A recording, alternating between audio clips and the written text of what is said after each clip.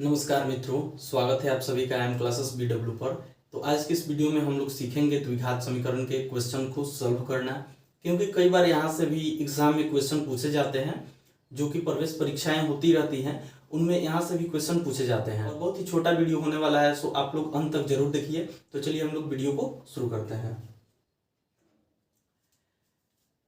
द्विघात समीकरण यानी कि दो घात वाले और एक कतार में लिख दिए संख्या को समीकरण के नाम से जाना जाता है, जो कि अंग्रेजी और मैथ के वर्ड को मिलाकर लिखा जाता है। ठीक है। और द्विघात समीकरण में इसको बनाना है गुणनखंड विधि से, यानी कि गुणा करके तोड़ देना है। खंड मतलब तोड़ देना है। इनको अलग अलग संख्याओं में बांट देना है सॉल्व करने के बाद। अब रहा सवाल, गुणांक संख्या किसे कहते हैं? तो जो भी संख्या अंग्रेजी वाले वर्ड के साथ सटा हुआ रहता है, जुटा हुआ रहता है, उसी संख्या को उस संख्या का गुणांक बोल देते हैं। जैसे कि 2x² है, तो इसका गुणांक क्या होगा? तो x² इक्वल्स टू इसका गुणांक 2 हो जाएगा, तो इसको हम लोग गुणांक बोल देते हैं। उसी प्रकार x का गुणांक 7 हो जाएगा। समझ पा रहे होंगे आप लोग। और यहां से अब द्विघात समीकरण में चर और अचर संख्याएं होती हैं, तो इसमें चर क्या होता है और अचर क्या होता है, चर का मतलब क्या होता है और अचर का मतलब क्या होता है, आइए हम लोग देखते हैं। तो यहां से जो 2x² है, तो ये हो जाएगा हम सबका अचर संख्या और ये हो जाएगा चर संख्या। चर का मतलब होता है जिसका मान बदलते रहता है और अचर का मान जो सेम रहे। ठीक है। अब चर का मतलब हो जाएगा इंग्लिश का कोई भी वर्ड हो, XYZ एनीथिंग। मैथ की संख्या से अंग्रेजी वाले में गुणा करेंगे, वो ज्यों का त्यों रहेगा, वो संख्या रहेगा, और जो वर्ड दिया गया होगा वो संख्या रहेगा, वो वर्ड रहेगा। ठीक है। और बाकी चर यानी कि जैसे मान लीजिए x का मान 2 रख के सॉल्व करे, x का मान 3 रख कर सॉल्व करे, x का मान 4 रख कर सॉल्व करे, और उस गुणांक वाले संख्या में गुणा किया जाएगा, उसका मान बदल जाएगा। तो इसका मतलब यही है कि चर का मान बदलते रहता है। बाकी हम लोग इतना समझ लिए। अब आइए हम लोग इसको सॉल्व करना सीखते हैं कि द्विघात समीकरण के क्वेश्चन को कैसे सॉल्व किया जाता है। तो आइए हम लोग इसे पहले मिटा लेते हैं। तो दोस्तों, इस सवाल को सॉल्व करना है गुणनखंड के माध्यम से, यानी कि तोड़ना है इसको। ठीक है। तो इस लास्ट वाले संख्या से फर्स्ट वाले संख्या में ध्यान रहे, अंग्रेजी वाले किसी भी वर्ड को इसमें सम्मिलित नहीं करना है, गुणा करना है फर्स्ट वाले संख्या से लास्ट वाले संख्या में। तो यहां से हम लोग अगर गुणा करते हैं तो दूनी 12 हो जाएगा। अब ये हो गया 12। अब यहां से हम लोग कौन सी ऐसी संख्याओं से गुणा करें कि 12 हो जाए, और ध्यान ये रहे कि ऐसी कौन सी दो संख्याएं जोड़े कि यहाँ पर 7 आ जाए, मतलब दोनों से है। ठीक है। तो यहां से हम लोग 4 और 3 से गुणा करेंगे तो 12 आ जाएगा, और 4 और 3 को जोड़ देंगे तो ये हमारा 7 हो जाएगा। ठीक है। ऐसी संख्याओं को पकड़ना होता है जिससे कि गुणा करने पर अंतिम और फर्स्ट वाले संख्या में जो गुणा किया गया होता है वो संख्या आ जाए, और बीच वाले संख्या को, उन दोनों संख्याओं को जोड़ने पर बीच वाला संख्या आ जाए। तो 4 और 3 को हम लोग जोड़ देंगे तो 7 हो जाएगा, और 4 में 3 से गुणा कर देंगे तो 12 हो जाएगा। अब इसको हम लोग फिट कैसे करेंगे? तो यहां से पहले हम लोग सॉल्व लिखते।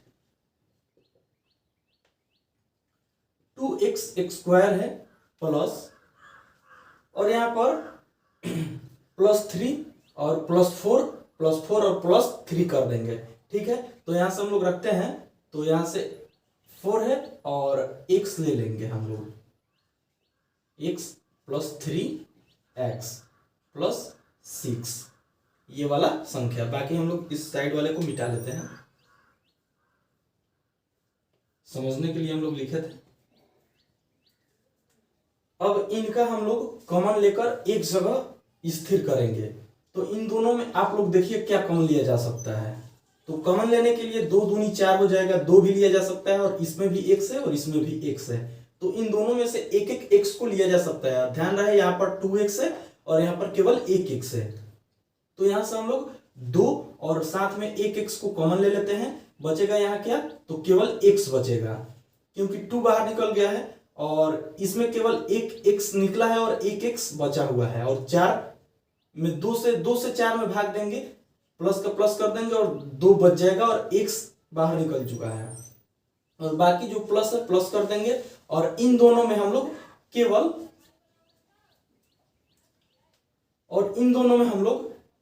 3 और 6 में आप लोग देखिए क्या कॉमन लिया जा सकता है। 2 तो है नहीं, इसमें 2 कॉमन लेंगे नहीं, केवल संख्या है 3x और प्लस 6, तो इसमें 3 को कॉमन लिया जा सकता है।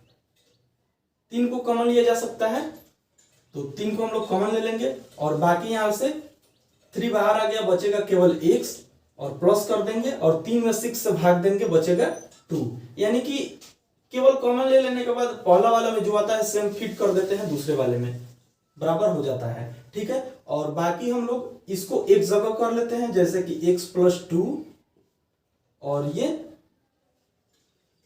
2x प्लस 3 विधि से गुणांक निकल चुका है, द्विघात समीकरण सॉल्व हो चुका है। बाकी अगर इसका मान निकालने के लिए कहे कि x का मान क्या होगा, तो आप लोग आगे जानते होंगे कि x प्लस 2 कर देंगे इक्वल्स टू 0 कर देंगे, शून्य निकालने के लिए बोलेगा तो, और 2x प्लस 3 कर देंगे इक्वल्स टू, और यहां से x प्लस 3 और प्लस 2 है माइनस में इधर आएगा तो हो जाएगा माइनस, और x इक्वल्स टू 1 बच जाएगा, और x इक्वल्स टू इधर प्लस का 2 है बराबर के इधर जाएगा तो -2 हो जाएगा।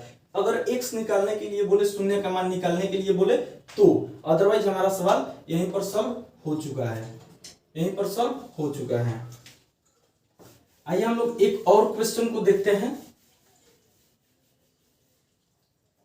एक क्वेश्चन को और हम लोग सॉल्व करते हैं यहां से।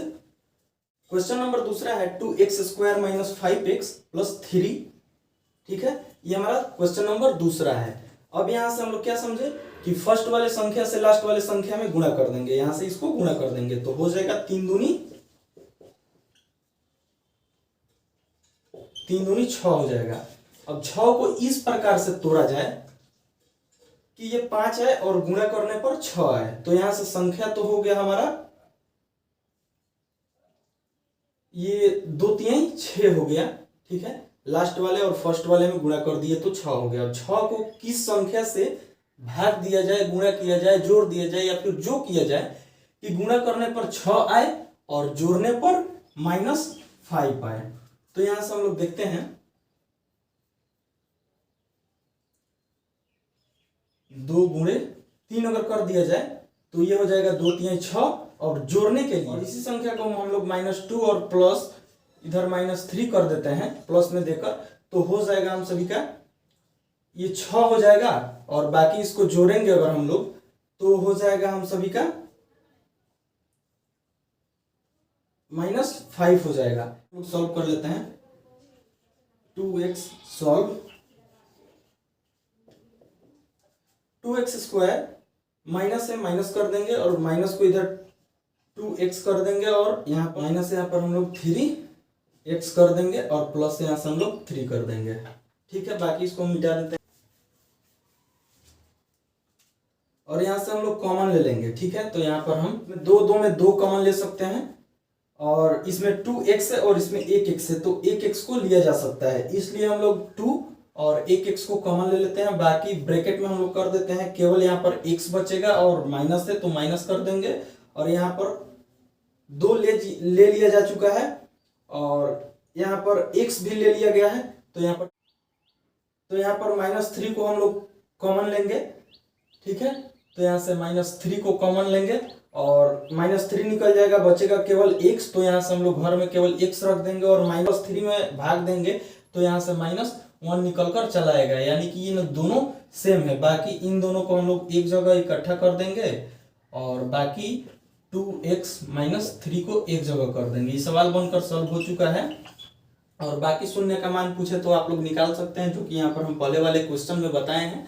तो ये इस तरह से बनता है द्विघात समीकरण। यहाँ से क्वेश्चन भी पूछे जाते हैं एग्जाम में। तो आई होप कि आप सभी को वीडियो पसंद आया होगा और आप सभी लोग बेहतरीन तरीके से समझ गए होंगे। तो वीडियो को लाइक कीजिएगा, अपने भाई बहनों तथा दोस्तों में शेयर कीजिएगा। तो आज के लिए सिर्फ इतना ही। जय हिंद, वंदे मातरम।